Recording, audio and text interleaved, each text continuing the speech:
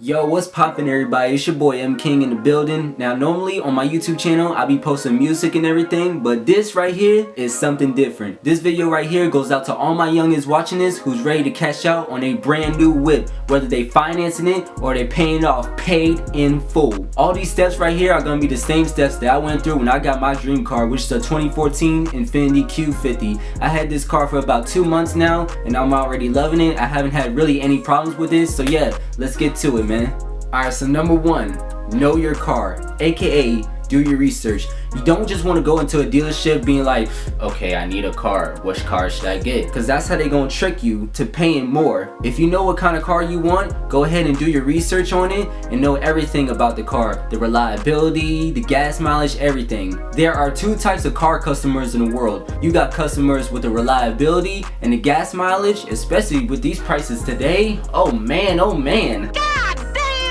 And you also got all the car customers with the bells and whistles. Oh, it needs push button start, heated seats, leather seats, panoramic sunroof, backup camera, navigation, Apple CarPlay, everything, man. V6, V8, gotta have a manual transmission. So before you walk into that dealership, you must know everything about the car as far as reliability and common issues what most customers say. You want to get a car that you know you can afford and you can rely on, and not just to look like a baller and to get some cutty in it, because that's how I am. Alright, number two, know your budget. You always want to know how much your car is going to cost you as far as the monthly payments, the maintenance, gas prices, insurance, everything about the car. So if you're looking to buy a car anywhere from $15,000 to $20,000, you always want to stay in your lane. Another thing too is when you go out and you buy your car and the dealership doesn't want to work with your price range, don't be afraid to get this step in. Sooner than later, about 5 minutes later, they're gonna call you back and be like, hey man, I just got off the phone with my manager and I can still get you approved for that Maxima you was looking at. I would not risk that phone call. Never in my life.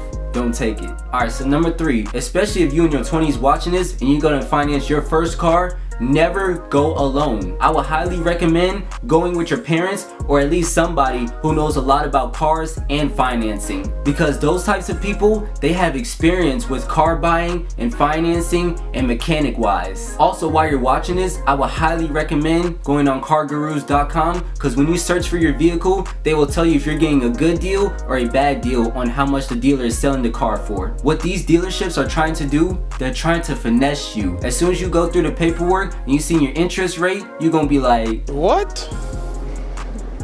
Bro, what are you talking about, man? So it's always best to never go alone. Number four, before you sign the paperwork on your brand new whip, got no keys, you always want to test drive it first before you actually sign the paperwork. You always want to make sure everything is running properly. The transmission, the engine, the alternator, everything. Cause sooner or later, the check engine light is gonna come on and boom, all of a sudden your transmission blows up. Now you gotta spend another $5,000 on a brand new transmission. And it's always best to look at the Carfax before you actually buy the car, so you know that the previous owner took actually good care of the car. Alright, number five, when you go and buy your first car, you always want to have a good down payment on you. I put down $9,000 on my Q50 mainly because I don't have credit, which is another thing we're about to talk about, and just because I've been saving for almost a year now, so it's a dream come true to me. And the key is, the more money you put down, the cheaper your monthly payments is going to be on your car. Alright, number six, this is the main event right here.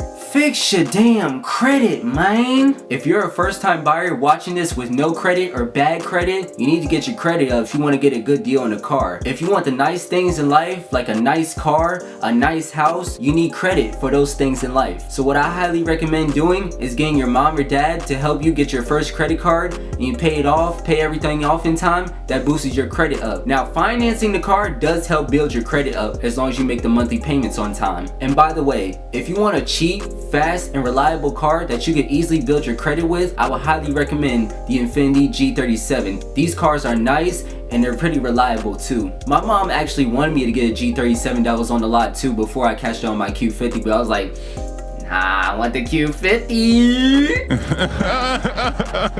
The dealerships will judge you based on how your credit score is. If you're pretty good, you're walking out there easily. But if your credit is bad, they're gonna be like,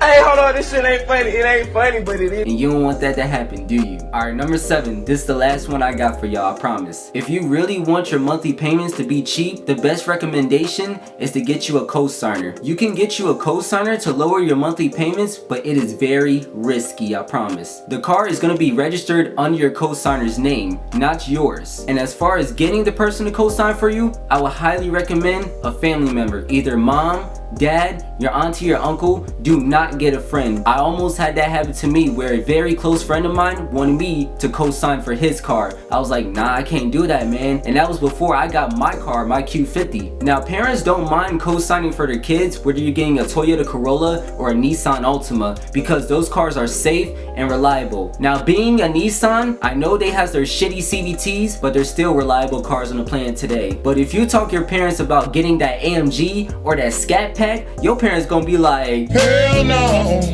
to the no, no, no, hell to the no. And if that person co-signs for you, they are putting their trust in you. So that means you have to keep the car safe, keep up the maintenance, and pay it off in time. Because if you miss one payment on that car, not only does your car get repossessed, but it affects their credit score. But yeah, man, that's gonna wrap up this short little video on my YouTube. I hope you guys get the car of your dreams. Let me know in the comments what you guys got, and I'll see y'all later.